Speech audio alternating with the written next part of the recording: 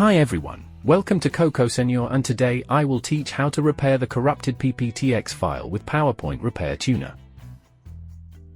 When you open a PowerPoint file and it says PowerPoint cannot read the content in your presentation,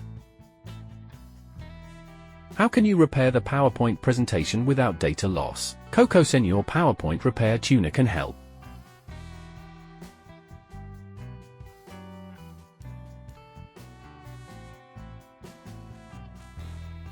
This PowerPoint repair software can help solve all kinds of PowerPoint corruption errors and restore your content to normal.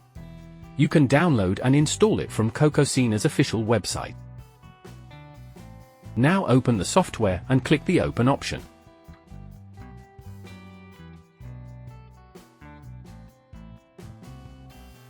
Then select the corrupted PPTX file. OK, click the Recover button. Soon, the damaged PPTX file is recovered.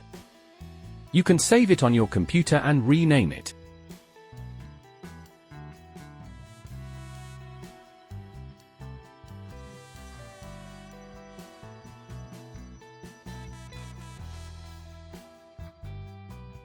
After that, open the file to have a check.